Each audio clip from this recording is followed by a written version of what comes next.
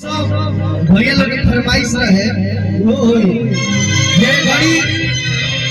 पूरा गाना कवर ले बात भाषण में भैया हर जगह से वीडियो आई रहा भाषण में करते कोरल बजे तो क्या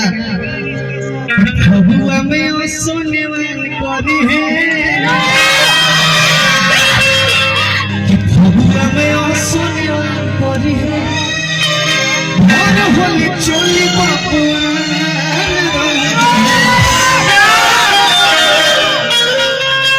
हमारा तापा के शेर सारा लोग देखी गर्जन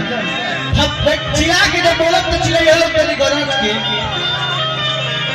फगुआ में ओसो हेने कि फगुआ में ओसो नियम करी है कि भर होली चोली बबुआ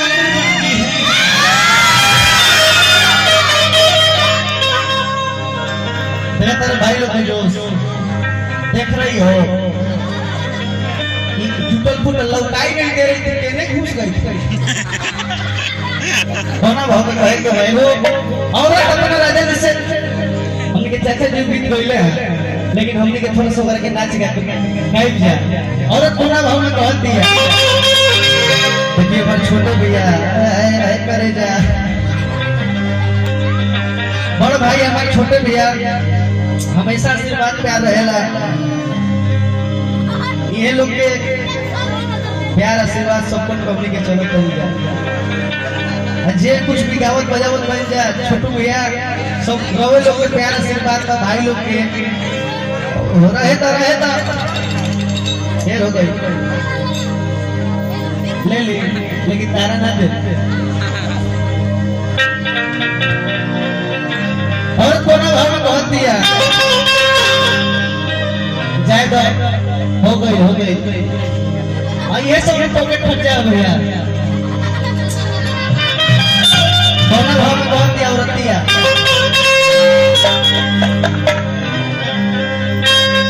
ये राजा जी सुननी है कि आवत दिल्ली से गाड़ी धोले भैया आवत नहीं रवा से लुकी हो रहा बा विनती बा ये राजा जी एगो कोरिया सेट लगावे खातिर ले ओए के नो कोरिया हर जगह यू सुमरो हर सरिया राजा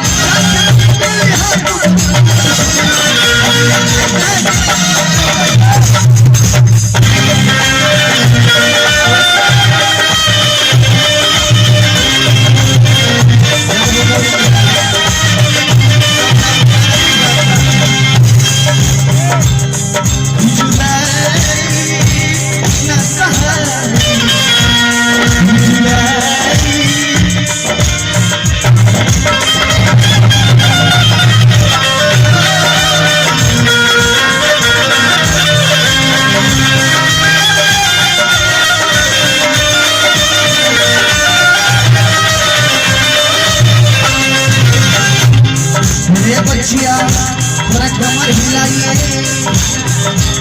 कोना भाव में मुर्गी मारिए अरे मुर्गी मारियो मनीषा जी के सिस्टर है ना मनीषा जी बहुत अच्छा कलाकार बने भाव जाइए